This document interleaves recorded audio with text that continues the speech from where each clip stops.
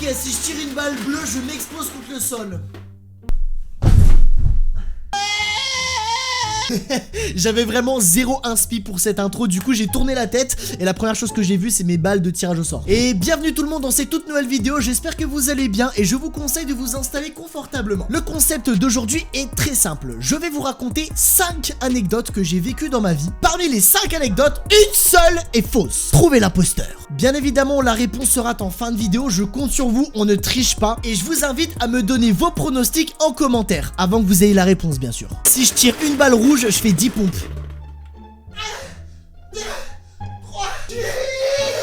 Oh, c'était compliqué hein. On commence directement avec la première anecdote. Sachez qu'on va y aller crescendo. Plus la vidéo avancera, plus les anecdotes seront hard. Cette anecdote s'est déroulée quand j'étais en 6ème. Accrochez-vous parce que les gars c'est n'importe quoi. Je venais tout juste d'arriver au collège que j'ai déjà fait des dingueries. À cette époque là, et c'est là où je flex un petit peu, on avait encore le droit au téléphone au collège. Et avec mon meilleur ami Hugo, on se donnait toujours rendez-vous au fond de la cour pour jouer à nos téléphones. Et ce jour-là, ni Hugo ni moi, on n'avait pas nos téléphones, on l'avait oublié. Et là, il y a une troisième personne qui rentre dans l'histoire. C'était quelqu'un que je connaissais, mais c'était pas mon pote à moi, c'était le pote d'Hugo. Et cette personne-là s'appelait Lenny. Et on regarde Lenny, on lui fait: hey frérot, t'as pas ton téléphone s'il te plaît, là c'est la récré, on a 1 heure devant nous, on a envie de jouer et se divertir. Et là, il nous répond: écoutez les gars, c'est le bon moment, je pars à mon entraînement de foot, donc je vous prête mon téléphone. Il faut savoir que nous, au collège, on avait vraiment un gymnase à 20 mètres et il donnait des cours de foot. Et avec Hugo, on s'est regardé en mode: let's go, on va avoir un téléphone, on va pouvoir s'amuser pendant 1 heure. Lenny nous donne son téléphone et il part à son entraînement de foot qui était vraiment donc à 20 mètres dans le gymnase. Il faut savoir que quand j'étais en 6ème, le jeu qui était à la mode c'était Ryder. J'ai tellement poncé ce jeu, j'étais le meilleur du collège, j'avais 426 de score. Et donc avec Hugo on commence à jouer à Ryder, tout se passe bien et on se fait vite chier. On lance Géométrie Dash, pareil, tout se passe bien mais on se fait vite chier avec ce genre de jeu. Et au bout d'une demi-heure, quand on a bien poncé Ryder et Géométrie Dash, on se regarde et on se dit bah on a rien à faire. Et c'est là où on a eu la merveilleuse idée d'appeler toute la famille de Lenny et de les insulter. Je vous jure, j'ai trop honte de vous raconter ça et le pire c'est moi qui ai eu l'idée. Et forcément, t'es en 6ème, t'es un gamin, moi je dis à mon pote: hey Hugo, ça dit on appelle la famille de Lenny et on les insulte ces gros fils de... Hugo il me regarde, il peut que répondre: oui c'est génial, on va faire ça. On va donc dans le répertoire téléphonique de Lenny et on appelle son cousin. Ça sonne et son cousin nous répond. Et Hugo et moi on est en mode: hey, écoute-nous bien fils de... Eh toi, la prochaine fois que je te vois, je t'allume ta grand-mère et ta grand-tante, c'est clair ou pas? Et tu vois, son cousin, il est en mode: écoute-nous bien, fils de... je t'allume ta grand-mère. Et sauf que nous, tu vois, son cousin, on le pousse à bout, on l'insulte de tous les noms et au final, il finit par péter un câble. Et c'est là où on est super insolent, on lui raccroche à la legue. Voilà. Suite à ce premier appel, Hugo et moi, on était morts de rire, on était les mecs les plus heureux de la planète et du coup, on s'est dit bah, on va appeler sa grand-mère. On appelle donc sa grand-mère. Allô, Lenny, comment tu vas? Elle la vieille, va dans ton cercueil, la nique ta... ok? Et là la grand-mère de Lenny elle comprend pas ce qui se passe. Et là tu vois je vois Hugo il enchaîne les insultes. Espèce de petite connasse hein? Hugo, petite pouffe hein? Vieille pauvre hein? Qu'est-ce que tu fais l'autre fois je t'ai vu chez mon... Et donc là Hugo il commence à réduire les insultes. Sauf que tu vois il commence à avoir un blanc. Et s'il y a un blanc bah la grand-mère elle va nous démarrer. Du coup la seule chose que je trouve à faire c'est ça. Et là on a raccroché. Le deuxième appel est terminé et cette fois-ci on décide d'appeler le papa de Lenny. Et sauf qu'avant même que j'appelle le papa de Lenny, il nous a appelé avant qu'on l'appelle. On décroche et là on entend: écoutez-moi bien bon de petits merdeux là, si vous appelez ma famille, vous insultez toute ma famille là, et moi je vais venir. Et on lui raccroche au nez. Et il fallait absolument pas faire ça puisqu'il est réellement venu. Nous on pensait que c'était juste pour nous mettre un coup de pression. Non. 15 minutes plus tard, on voit le daron dans la cour du collège. Et donc pour rappel, Lenny c'était un pote d'Hugo, c'était pas mon pote et moi je ne connaissais pas son père. Et du coup nous on a eu notre dose de folie, on commence à rejouer à Ryder et à Géométrie Dash. Et là à un moment il y a Hugo qui lève la tête, il fait: c'est le papa de Lenny. Je regarde Hugo, je fais: mais là t'étais trop serein mec, il est vraiment venu, il va nous démarrer. Il fait: mais non t'inquiète, on va lui rendre son téléphone, il va être content. À ce moment là, on se lève de notre banc et je vois Hugo, il cavale vers le père de Lenny. Et le père de Lenny il était comme ça, il avait les poings serrés, il était en mode... C'est normal frérot, on vient d'insulter toute sa famille, normal qu'il est énervé tu vois. Et Hugo il arrive, il fait ça: bonjour monsieur, est-ce que c'est vous le papa de Lenny? Ouais c'est moi ouais. Et bah tenez, on a son téléphone avec mon copain qui est juste ici là. Ici il est là Corflis, il est là. Ah ouais, c'est vous qui insultez ma famille hein?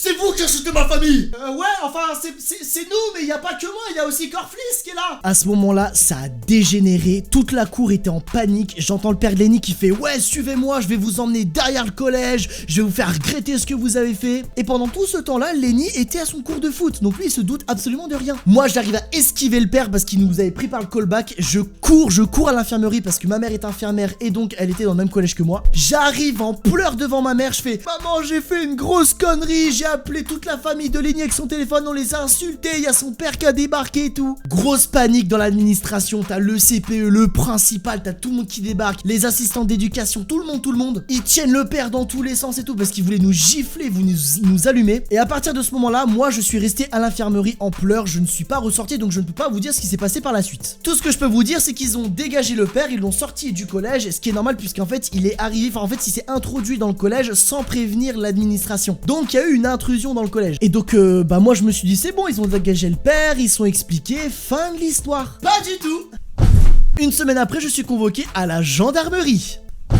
Et là, je suis en train de réaliser que j'ai fait une énorme dinguerie. De 1, comme je vous ai dit tout à l'heure, je viens juste d'arriver au collège, donc je vais forcément être puni par le collège. Et de 2, je vais peut-être être puni par la gendarmerie, enfin mes parents, puisque j'étais mineur. Une semaine plus tard, j'arrive à la gendarmerie, le gendarme m'ouvre la porte, il est hyper froid, il est hyper flippant, très clairement. On va directement dans son bureau, il est en train de nous résumer tous les faits de ce qui s'est passé. Je devais donc tout avouer, je devais dire, bah c'est vrai, j'ai insulté sa famille, fallait que j'assume. Du coup, on a réussi à trouver un terrain d'entente, sachant qu'en plus, petite information, on a fait du hors forfait sur le téléphone de Lenny. On a fait 10 € de hors forfait, du coup Hugo et moi on a payé 5 € chacun. D'ailleurs Hugo aussi allait à la gendarmerie. On a trouvé un terrain d'entente, personne a porté plainte contre personne à part le collège qui était obligé puisque le père s'est introduit. On a donc remboursé aux parents de Lenny le hors forfait et ça s'est pas terminé comme ça. Puisque le lundi, quand je suis retourné au collège, je vais donc dans ma classe avec mes camarades et là le professeur il me regarde, il me fait: d'accord Fliss, t'es exclu un jour et demi? Tu vas à la vie scolaire, t'as pas à être là? Oui, un lundi matin, moi j'avais oublié l'histoire, on m'annonce que je suis exclu un jour et demi. Mesdames et messieurs, c'est la fin de cette première anecdote.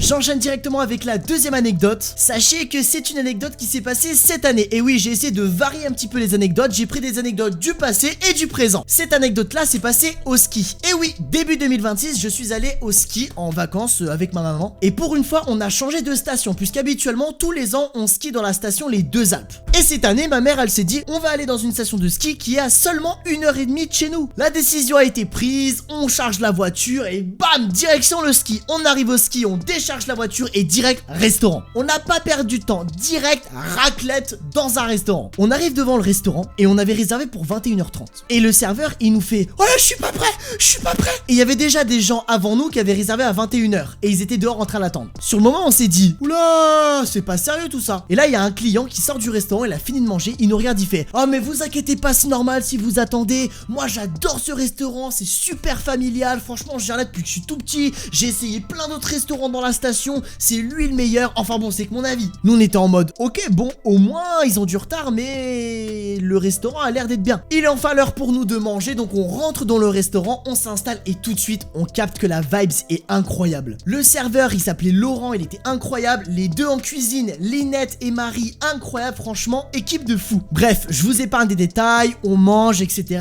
J'étais avec ma mère, ma soeur, mon frère, un ami de ma mère, ses enfants, c'était vraiment fun. On a passé une superbe soirée, mais l'anecdote commence pas tout à fait ici. On décide de retourner dans ce restaurant-là à la fin de la semaine, juste avant qu'on parte du ski. Et dites-vous, c'était pas prévu. On a tellement trouvé l'ambiance incroyable et les plats délicieux du restaurant qu'on a décidé d'y retourner. Et en plus, ça tombait bien parce qu'il y avait un ami d'un ami de ma mère qui est venu nous rejoindre. Donc vraiment, on était une dizaine, quoi. On arrive au restaurant, même galère. Ils ont du retard, on a réservé à 21h30, ils sont toujours pas prêts. Et dites-vous, ma soeur et le fils du pote de ma mère, ils ont commencé à nettoyer les tables. Là, ça devient ouf. Tu te dis, frérot, on est des clients, on nettoie les tables. Ma mère, elle rentre, elle regarde ma soeur, elle est en mode, bah pourquoi tu nettoies la table? Et ma soeur, elle fait, bah ils sont pas prêts. Ma mère, elle a couru vers le serveur, Laurent. Elle regarde Laurent, elle fait, oh Laurent, s'il te plaît, est-ce que je peux servir une table? Laurent, il fait, ah oui, oui, parce que moi je suis à la bourre, là je suis en retard de partout. Tiens, prends les 3 assiettes, c'est à l'étage. Je vois ma mère, elle pose une assiette là, une dans l'autre main, elle monte à l'étage. Moi je regarde Laurent, je fais Laurent s'il te plaît, moi aussi je veux distribuer des assiettes. Et il me dit ah désolé, il y a plus d'assiettes. Il me dit mais par contre tu peux emmener les cuillères. J'ai pris les cuillères et j'ai suivi ma mère à l'étage du restaurant. On arrive à l'étage, ma mère elle fait c'est pour qui les assiettes parce que moi je suis une simple client. La table en question lève la main, elle dépose les assiettes et au moment où ma mère se retourne, PAM!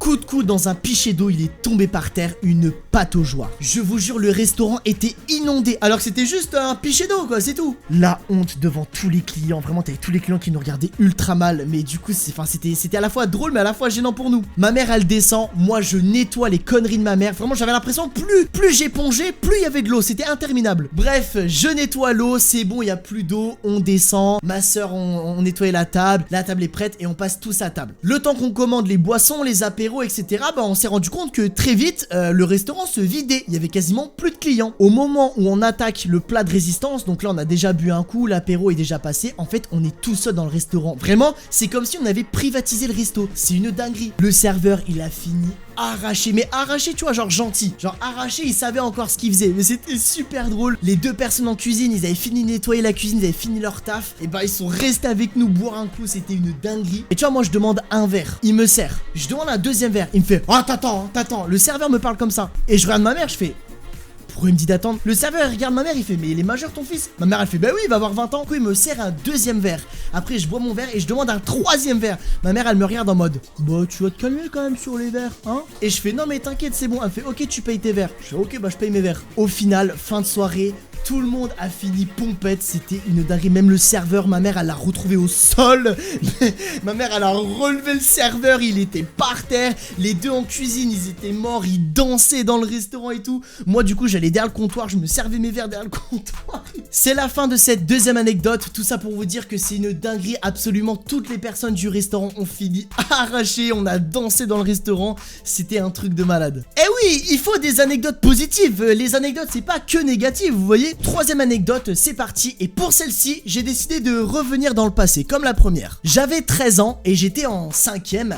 Et avec ma mère, on est allé faire les courses à Carrefour. Et moi, j'avais prévu de faire une petite bêtise à Carrefour. Pour vous dire, j'avais tellement prévu de faire ma bêtise que j'avais emporté des ciseaux avec moi. On prend la voiture, on va direction Carrefour, on arrive là-bas, ma mère elle se gare sur le parking, on prend les sacs, le caddie et on rentre dans la galerie marchande pour aller à l'entrée de Carrefour. On fait notre tour tranquille et à un moment je dis à ma mère, maman je vais aller au rayon des jouets pour les cartes Pokémon, retenez cette information. Ma mère elle vient avec moi mais j'étais en mode putain non, pourquoi elle est là? Et j'ai fait exprès de traîner pour que ma mère me regarde et me dise bon t'es trop long, je continue les courses, tu me rejoins. Yes! Bingo! C'est tout ce que je voulais. Ma mère est partie du rayon de jouets, elle est allée à l'autre bout du magasin faire ses courses. Je m'approche des cartes Pokémon, je regarde à gauche, à droite, il y a personne qui me voit. Je sors mon calibre 12, non je sors mon ciseau, je prends un booster et genre je fais exprès de mettre dans le rayon, genre bien au fond du rayon et je coupe le truc en plastique. Voilà, pour ceux qui savent pas de quoi je parle, je vous mets une image ici. Vous voyez, il y a le booster et autour il y a du plastique et tu peux pas le déchirer comme ça. C'est pour ça que j'ai pris les ciseaux. Je découpe et hop, j'appuie, je sors le booster, je le mets dans ma poche. Je jette l'emballage au fond, je prends un deuxième booster, je le coupe, hop, je le sors, je le prends dans ma poche, je jette l'emballage au fond et je cavale, je me casse des rayons de jouets. Et là j'étais en mode yes, j'ai volé 2 boosters. Allez, je vais rejoindre la daronne comme ça, ni vu ni cul nu. Et à ce moment-là, bah j'avais pas mon téléphone parce que quand j'étais petit, j'avais un téléphone. Moi j'ai eu un téléphone très tôt, mais c'était dans des conditions particulières. Mais mes parents me surveillaient énormément. Les contrôles parentaux, j'en ai bouffé. Et même ils prenaient mon téléphone, etc. Donc à ce moment-là, je n'avais pas mon téléphone sur moi. Et là, je cherche, je ne trouve pas ma mère. Introuvable. J'ai vraiment fait 2 fois le tour de Carrefour, qui est immense, introuvable. Et là, je suis petit, tu vois, j'ai que 13 ans, je commence à paniquer. Je trouve pas ma mère. Il y a aucune annonce au micro, il y a rien. Je commence vraiment à me chier dessus. En plus, j'ai 2 boosters que j'ai volés. J'étais vraiment pas bien. Et à un moment, j'ai repéré qu'il y avait quelqu'un qui travaillait à Carrefour. Et je faisais exprès de passer 100 000 fois devant la personne. Parce que j'osais pas lui dire, écoutez, je suis perdu. Je fais que des allers-retours dans les rayons, aller-retour. Et au bout d'un moment, t'as la personne qui travaille à Carrefour qui me regarde et qui me dit, bah, t'es perdu? J'étais en mode, oui. Je suis perdu, j'ai perdu ma maman. Du coup, elle me fait, oh, mais c'est pas grave, viens avec moi. Elle m'emmène à l'accueil de Carrefour. Sauf que moi, d'un côté, je suis en mode, ma maman. Ah, mais j'ai volé. Je suis en mode, j'espère, ils vont pas me fouiller parce que je suis dans la merde. Je vais à l'accueil de Carrefour et la énorme annonce au micro. Le petit Corflis a perdu sa maman. Il attend sa maman à l'accueil. Je répète, le petit Corflis a perdu sa maman. Là, j'étais en panique totale. Il y a un agent de sécu qui se ramène pour veiller que les choses se passent bien. Enfin, que j'ai pas le mot. Bon, il y a un agent de sécu sécu qui vient pour vérifier si tout est en ordre, voilà, bref, voilà. C'est fou de pas avoir les mots comme ça. Et donc là, il y a ma daronne qui arrive et qui est comme ça. Bah oui, t'es perdu. Bah t'es perdu. Et moi, je commence à stresser de fou malade. Je me dis, imagine, ma mère, elle met la main dans la poche, elle touche ma poche, je suis mort. En plus, il y a l'agent de sécu, il y a toutes les personnes, tout le personnel de Carrefour, je suis dead. Ma mère me récupère, je sors du box parce que vous savez, l'accueil, c'est dans une petite box. Et ma mère avait fini ses courses. Ah, tu m'étonnes, je suis resté perdu dans le magasin pendant 1 heure, sachant que j'avais volé des cartes Pokémon. Donc ma mère a eu le temps de finir ses courses. On va à la voiture et impeccable, j'ai réussi mon coup du siècle. Ça m'a valu de me perdre dans le magasin et de flipper ma race, mais j'ai réussi à voler mes cartes Pokémon. Il faut savoir que j'avais rendez-vous chez le médecin littéralement 2 heures après Carrefour. 2 heures plus tard, on arrive chez le médecin et on va dans la salle d'attente. Et tu vois, moi j'avais caché les cartes Pokémon dans mon calbar. Tu vois, t'es en caleçon et t'as la barre. Au début, c'était dans ma poche, mais je me suis dit, dans ma poche, c'est trop cramé. Il suffit juste que ma mère, elle remarque qu'il y a une bosse dans ma poche, c'est foutu. Calbar direct, mon gars. Je suis littéralement assis comme ça dans la salle d'attente de chez le médecin. Et tu vois, le fait d'être comme ça, les roubignoles, elles sont compressées, tu vois. Et là, il faut absolument que j'aille aux toilettes parce que si vous voulez, le bout de papier du booster Pokémon me faisait extrêmement mal aux couilles. Je vais aux toilettes, je pisse et à la fois, je suis comme ça. Ah, j'ai réussi à voler mes cartes Pokémon. Oh. Je finis de pisser, je remets mes cartes Pokémon. D'ailleurs, je m'essuie le zboob dans les cartes Pokémon. Et sauf que je les ai très mal mis. Du coup, je marche, je retourne dans la salle d'attente et pouf, les 2 boosters tombent de mon calbar et ça descend jusqu'à mon pantalon. Ce qui fait que j'ai littéralement les boosters Pokémon ici. Et là je suis en mode, oh putain. J'ai voulu essayer une strat, je me baisse pour faire mes lacets. Et non, en me baissant, mon pantalon il a fait ça. Et boum, les 2 boosters Pokémon sont tombés par terre devant les yeux de ma mère. Et donc là elle me regarde, elle me fait, t'as eu ça où? Et j'étais en mode, c'est la maman de mon copain qui me les a donnés. Ma mère, elle sait y faire, hein. Elle me regarde, elle fait, ah ouais? Vas-y, je vais l'appeler sa maman et je vais lui demander si c'est vrai. Gros coup de panique, j'ai regardé ma mère, j'ai fait, maman, je les ai volés à Carrefour. Elle m'a enculé, elle m'a démarré dans la salle d'attente, mec. Je suis sûr que tu passais dehors, t'entendais, t'as volé, espèce de salara. La honte que je me suis tapé, et dites-vous, tout le long, jusqu'à ce que le médecin me prenne, j'étais comme ça. Et tu vois, ma mère, elle me voyait en train de me mordre, m'énerver. Elle me regardait, elle était en mode, tu peux t'en prendre qu'à toi-même. En sortant de chez le médecin, ma mère, elle a fait mine de jeter les cartes Pokémon à la poubelle, sauf que pas du tout. 4 mois plus tard, c'était mon anniversaire et elle m'a littéralement offert les boosters que j'avais volés. Bah attends, j'ai pris des risques pour rien sinon. Donc heureusement, 4 mois plus tard, j'ai pu ouvrir les boosters Pokémon que j'avais volés et au final, j'ai eu que des cartes de merde. C'est la fin de cette 3e anecdote, j'espère qu'elle vous a plu et directement on enchaîne avec la 4e, on perd pas de temps, moi je suis tout excité, je suis très content de vous raconter tout ça. Pour cette 4e anecdote, j'ai décidé de revenir un peu plus dans le présent, ça s'est passé en 2024, donc ça commence à remonter un peu maintenant, mais c'est quand même d'actualité. Comme vous le savez, je suis parti en vacances à Cannes, j'en ai fait plein de vidéos les gars, faut suivre les vidéos si vous avez pas vu. Je suis parti en vacances à Cannes, j'avais réservé une énorme villa pour me faire plaisir et surtout faire beaucoup de vidéos. Et dans cette villa, on devait avoir une énorme piscine vue sur la mer et on n'a pas eu de piscine. On arrive là-bas, directement, moi je cherche la piscine, il fait 40 degrés à Cannes, on a une magnifique vue sur la mer, la villa elle m'a coûté un rein, hein, j'ai vraiment dû vendre mon rein pour louer la villa. Directement, on décharge les affaires et à peine déchargé, je vais vérifier s'il y a la piscine. Eh ben non! Pas de piscine. Donc là je cherche, je fais le tour du petit quartier. C'était un petit patelin avec plusieurs villas. Il y avait plein de villas d'ailleurs. Et à un moment je trouve le chemin d'accès pour aller à la piscine. Et mesdames et messieurs, il y a bien une piscine. Let's go. Sauf que tu vois, plus je me rapproche de la piscine, plus je me rends compte qu'elle est en mauvais état. Il n'y a pas d'eau. Effectivement, la piscine n'avait pas d'eau. Elle était toute cassée. Le carrelage, il y avait des trous dans le carrelage. C'était fissuré et surtout il n'y avait pas d'eau. Supplément, il y avait des feuilles dans la piscine. Ça faisait vraiment genre piscine abandonnée, c'était vraiment flippant. Et là je commence à péter un câble. Dites-vous, j'en ai fait une vidéo, hein, d'ailleurs j'ai fait une vidéo, j'ai pété un câble. Je me suis dit attends, je loue une villa et on se fout de notre gueule, il y a pas de piscine. Instantanément j'appelle ma mère, je fais ouais maman s'il te plaît, appelle le mec du Airbnb s'il te plaît, parce que là il y a la piscine mais elle est en mauvais état, il y a pas d'eau, elle est toute cassée. Oui, je suis passé par ma mère parce que ma mère elle s'est gueulée. Moi à ce moment là je savais pas trop encore. Maintenant je sais gueuler, ok? Tu me proposes une piscine, y a pas de piscine, je t'encule ta mère. Mais à ce moment là je préférais passer par la daronne. Ma daronne elle appelle le propriétaire de la villa. Ouais, comment ça, mon fils, il loue une villa là, il loue ta villa de con là, il y a pas de piscine. Enfin, si elle est là, ta piscine, mais elle est en mauvais état, t'as cru c'était qui? Et le mec il est en mode, oh madame, on se calme madame, hein. Madame, il y a une piscine, il y a 2 piscines. Votre fils il est juste pas au bon endroit. Donc la prochaine fois vous m'appelez, vous gueulez, vous allez voir, ça va pas se passer comme ça. Ma mère, elle me rappelle, elle me fait, écoute-moi bien petit con, il y a 2 piscines, ok? T'es là, t'arrives dans ta villa, t'es tellement excité, tu t'ouvres pas tes yeux. Donc maintenant tu vas me chercher la 2e piscine. Et là j'étais en mode, oh putain, la honte. Ma mère elle a pourri le mec, le propriétaire de la villa, pour rien. Je passe 1h30 à faire et à refaire et à refaire le tour du patelin. À un moment je me suis retrouvé dans la cour d'une villa. J'avais pas à être là, les gens ils me regardaient en mode, aucune piscine, à part celle qui est cassée, il y a aucune piscine. Je rappelle ma mère, je fais, écoute maman, ça fait 1 heure je cherche, il y a une seule piscine et c'est celle qui est cassée, il y en a pas d'autre. Ma mère rappelle le proprio et elle fait, ouais écoutez-moi bien, mon fils il a pas trouvé votre 2e piscine, donc soit vous le remboursez, soit ça va mal se passer. Et le propriétaire il dit à ma mère, ouais attendez, il est quelle villa? Et donc ma mère elle m'envoie un message pendant qu'elle est au téléphone, je lui réponds, bah le nom de la villa c'est Valencia, je sais plus c'était quoi le nom, de toute façon vous retrouverez la vidéo, c'est marqué. Et ma mère elle fait, c'est la villa Valencia. Et le propriétaire il fait, ah ok oui, alors excusez-moi, c'est pas dans cette villa là qu'il y a 2 piscines. Oui, du coup elle est bien en rénovation la piscine, donc ben, je vais vous rembourser. Tout ça pour ça, j'ai fait 7 heures de route pour aller à Cannes. Je comptais arriver, me poser dans la villa, elle était incroyable, pas de piscine. Et en plus c'est bien beau, il me rembourse. Vu le prix que j'ai payé, heureusement il me rembourse. Mais ça veut dire quoi? Je me retrouve à la rue. J'avais nulle part où dormir. Restez bien accrochés parce que dans une anecdote, il y a 2 dingueries. Là j'enchaîne avec la 2e dinguerie. Je vais donc sur Airbnb pour louer une 2e villa. Je vois que la villa est super proche de la plage, encore plus proche que celle que j'avais louée à la base, et elle s'appelle la Villa Cathy. Et j'étais en mode, parfait la Villa Cathy, les photos magnifiques, il y a une piscine privée, moi je voulais une piscine privée pour les vidéos etc. On arrive au lieu de rendez-vous de la 2e villa et je vois il y a 2 jeunes, il y a un couple qui attend en même temps que nous. Je suis en mode, je me suis trompé d'endroit, c'est pas là la villa, pourquoi il y a des gens qui attendent? Je vais voir le couple, je leur dis excusez-moi, vous attendez Cathy? Et les deux ils me répondent, oui on attend Cathy, la Villa Cathy. J'étais en mode, bah attendez c'est pas possible, j'ai réservé là. Le couple ils me disent, bah nous aussi on a réservé une chambre dans cette villa. Je suis en mode, quoi? Vous avez réservé quand? On a réservé il y a 2 jours et tout pour un déplacement professionnel. Et moi dans ma tête j'étais en mode, bah moi j'ai réservé il y a 2 heures. Donc à tout moment je suis niqué en fait. La fameuse Cathy arrive, elle ouvre le portail, carrément gros portail, ça fait... Il y a le sol qui tremble tellement c'était énorme. Elle fait, venez, entrez. Moi je suis en mode, mais attends, mais comment ça?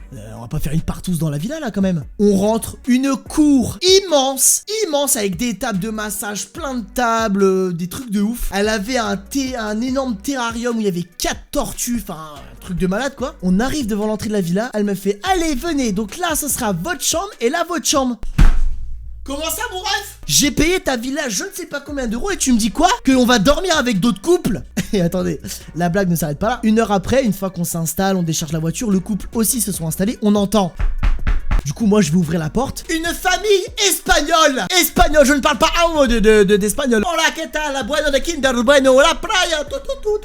Une famille, ils étaient 4. Donc, il y avait une famille d'Espagnols à 4 personnes, le couple et nous. On était 8 dans la villa. C'est quoi? C'est un voyage scolaire? Et on avait la pire chambre. On avait la seule chambre parmi les 5 chambres où il n'y avait pas de balcon. C'est-à-dire que les autres, ils avaient un putain de balcon, vue sur la mer et tout. Et nous, non. Nous, on avait vraiment la chambre d'Harry Potter. Tout de suite, je me sens pas bien. Le fait d'être avec d'autres gens, je me sens extrêmement mal, ça va pas. J'envoie un message à ma mère et ma mère elle est en mode, bon tu arrêtes de te foutre de ma gueule, d'accord? On n'a pas tous la chance d'aller à Cannes, là ça fait 2 villas que t'enchaînes, là tu restes dans celle-ci. Oui mais maman je suis avec des gens, on est 8 dans la villa, ça pue le riz là, les Espagnols ils bouffent que du riz. Non c'est bon tu restes là. J'ai donc du coup passé la semaine dans cette villa alors qu'on était 8. C'était super, c'était horrible. Et pour clôturer cette anecdote, sachez que je devais faire une vidéo, je sais pas si vous vous en rappelez, j'ai fait une vidéo où j'avais construit une énorme piscine remplie de slime. Et cette vidéo là j'avais prévu de la faire dans la villa à la base où on était seul. Et là j'étais en mode attends je dois faire une vidéo YouTube où je dois remplir une piscine de slime. Mais c'est juste pas possible, ils vont me prendre pour des fous les Espagnols et le couple. J'ai eu une chance énorme, une après-midi, il n'y a pas le couple, il n'y a pas les Espagnols alors que les Espagnols ils étaient toujours là l'après-midi. La salle à manger, je décale tout, les chaises, la table, je décale tout, j'installe la piscine, je gonfle, je prépare les caméras, le slime, je fais allez c'est maintenant ou jamais je fais ma vidéo. Pour ceux qui ont vu ma vidéo vous savez ce qui s'est passé, j'ai fabriqué le slime à l'intérieur, j'ai mis de la colle dans la piscine, j'ai tout versé, la lessive, les couleurs, la peinture, etc. J'ai mélangé à l'intérieur. Ma vidéo s'est super bien passée jusqu'à ce que les Espagnols rentrent. Ils ouvrent la porte, c'était comme ça. Je tombe nez à nez avec eux et je suis en mode est-ce vidéo, est-ce YouPorn YouTube, est-ce coucou amigos. Et ils étaient comme ça. ok, amigo, ok. Et au final, ils sont allés dans leur chambre, ils sont pas ressortis. Et la vidéo que j'ai faite dans la villa touche à sa fin. Il me fallait la touche finale, fallait que je me baigne dans la piscine. Mais j'allais pas me baigner à l'intérieur, il y avait tout le monde. À ce moment-là, tout le monde était rentré à la villa. Je prends la piscine qui fait quand même 3 mètres ou 2 mètres, je sais plus. Je descends les escaliers avec la piscine. Il fallait pas que le slime se renverse. Je pose la piscine gonflable à côté de la vraie piscine. Je finis ma vidéo, voilà, je me baigne, c'est trop bien. J'ai kiffé aussi de me baigner dans le slime. Et au moment où je coupe les caméras, il fallait que je vide la piscine de slime, j'allais pas la laisser. Je soulève ma piscine de slime, je perds l'équilibre et bam, la piscine gonflable remplie de slime finit dans la vraie piscine. Un calvaire. Et là, la vraie piscine, elle devient toute violette. Toute violette. Il y avait du slime qui s'est renversé sur le carrelage par terre parce que c'était un extérieur en carrelage collé. Ça avait taché le carrelage en violet. Le lendemain, Cathy, elle se réveille, elle fait: ouais, tu t'es bien amusé hier avec la piscine, hein? J'étais en mode: oui, mais je vous ai prévenu, c'est mon métier et tout. Ouais, mais t'as niqué ma piscine, elle est toute violette, elle tire la gueule et t'as niqué mon carrelage. Elle a commencé à m'engueuler, à m'emmener dans des poursuites judiciaires, je sais pas quoi. Elle me mettait un coup de pression. Heureusement, ma finissait, enfin ma location de la villa finissait le lendemain. Je peux te dire qu'habituellement je traîne, mais alors là, le lendemain à 10 h, il y avait plus personne. Je me suis taillé. J'ai quand même eu de la chance. Elle m'a laissé un superbe avis sur Airbnb, donc ça va.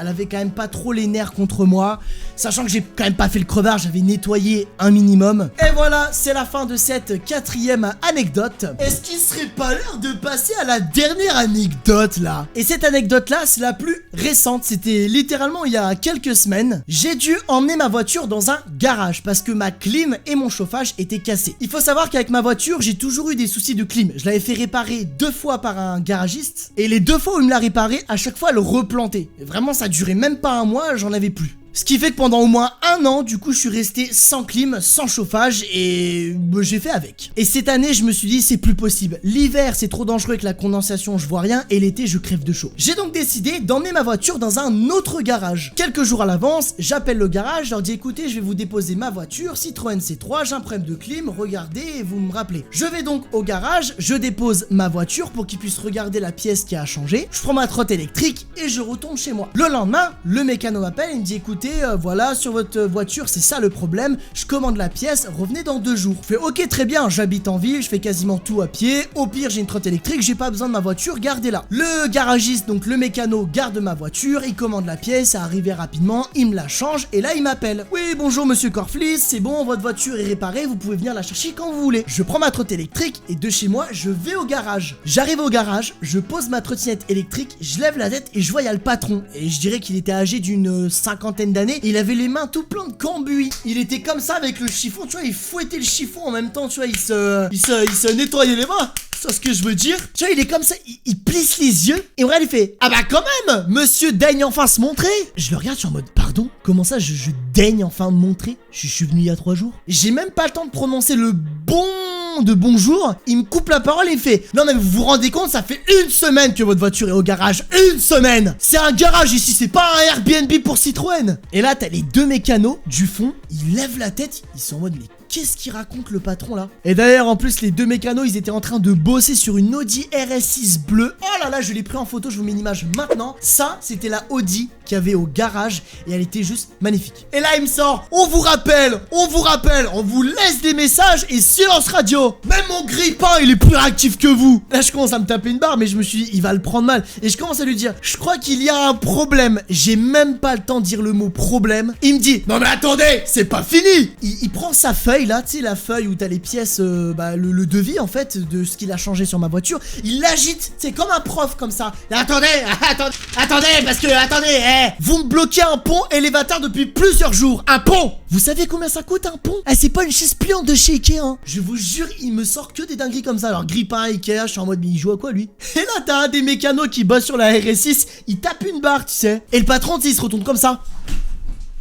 Et là vraiment je le regarde, je fais: monsieur, juste pour vous prévenir. Et pareil, il me recoupe la parole. Et en plus, vous deviez signer le devis là. Il est toujours pas signé, moi je vous attends en fait. Vous avez un téléphone, je sais pas à quoi il vous sert, hein, je pense. Je sais pas, la fonction d'un téléphone à la base, c'est de téléphoner. Et là il veut rien entendre, il me dit: ouais, on dirait que vous êtes un client fantôme. La voiture, elle est là, mais le client il s'est évaporé. On dirait une enquête policière cette C3. Franchement, si tous les clients feraient comme vous, je fermerais le garage et j'ouvrirais un musée des voitures abandonnées. pleurer, hein. Et là, je suis en mode, mais oh là là. Je dis, mais en fait, quand est-ce que je parle? Quand est-ce qu'il s'arrête? Je dis, à mon avis, lui, il est mal baisé, tu vois. Et donc, après mon petit coup de gueule, j'arrive enfin à prendre la parole. Et là, je lui dis, monsieur, je viens chercher ma Citroën C3. Vous avez réparé la clim dessus. Et vous m'avez appelé il y a 2 heures pour que je puisse venir la récupérer. Et là, énorme silence dans tout le garage. Tout le monde se regarde dans le blanc des yeux en mode, quoi? Il me regarde, il regarde sa feuille, il regarde son ordinateur, il me re-regarde et il me fait, vous vous appelez comment? Je fais, bah, je m'appelle Corflis. Alors, évidemment, vous en doutez, j'ai donné mon nom-prénom. Il prend son clavier, il tape mon nom-prénom, il se retourne et il fait ça. Alors je suis désolé, il y a eu quiproquo. Vous êtes pas monsieur Lambert? Je suis en mode, non, je suis pas monsieur Camembert, non. Ah, monsieur Corflis. Ah, excusez-moi, je vous ai confondu. Et à ce moment-là, je suis en mode, mais attends, le poteau, il me tape un sketch depuis 1 heure. Il m'encule devant les mécanos, tout le monde se fout de ma gueule et il hurle dans le garage pour au final me dire quoi? Oh, je me suis trompé de client, je suis désolé. Donc là, je le regarde, je suis en mode, bah, c'est pas grave, mais juste, vous m'avez engueulé pendant 15 minutes et je devrais rien dire. Ah oui, toutes mes excuses. Tenez, votre C3 est prête. Je prends ma clé et je le regarde comme ça. Et littéralement, je ne comprends rien de ce qui se passe. Je monte dans ma voiture, je démarre et je rentre chez moi. Mesdames et messieurs, c'est la fin de cette dernière anecdote. Et au passage, c'est la fin de cette vidéo. À partir de maintenant, dites-moi en commentaire vos pronostics. Selon vous, laquelle anecdote est la fausse? Pour rappel, il y a eu l'anecdote du téléphone en 6ème, l'anecdote du restaurant au ski, l'anecdote des cartes Pokémon à Carrefour, l'anecdote de la villa à Cannes et l'anecdote du garage. Ah, j'ai trop hâte, franchement. J'ai trop hâte de lire vos commentaires, j'ai aucune idée de ce que vous avez mis. Franchement, je vous laisse réfléchir, allez-y. Pendant que tu réfléchis, n'hésite pas à t'abonner avec la cloche de notification, ça me fait extrêmement plaisir. Semaine prochaine, je sors la plus grosse vidéo sur ma chaîne YouTube. Les gars, semaine prochaine, vous allez être choqués de ce que je vais vous pondre comme vidéo. Et n'oubliez pas de la liker aussi, c'est important. Bon, maintenant que tout le monde a commenté ma vidéo et que tout le monde a donné son pronostic en commentaire, parmi ces 5 anecdotes, l'anecdote qui était fausse, c'est... l'anecdote du garage. Et oui les amis, l'anecdote qui est fausse, c'est celle du garage. C'est absolument faux, je me suis pas fait démarrer par le patron du garage. Il m'a absolument pas confondu avec un autre client. Par contre, dans le fond, cette anecdote est quand même vraie, puisque j'ai réellement, il y a quelques semaines, emmené ma voiture faire réparer la clim. Et il y avait réellement une RS6 dans le garage. Ah, je sais pas, j'avais trop envie de vous donner une anecdote où genre je me fais incendier par quelqu'un alors que j'ai vraiment genre rien fait. Sur ces belles paroles, il est temps que je vous laisse. Merci infiniment d'avoir regardé cette vidéo. Je vous dis à la semaine prochaine, vendredi à 18 h. C'était Corflis. Bye!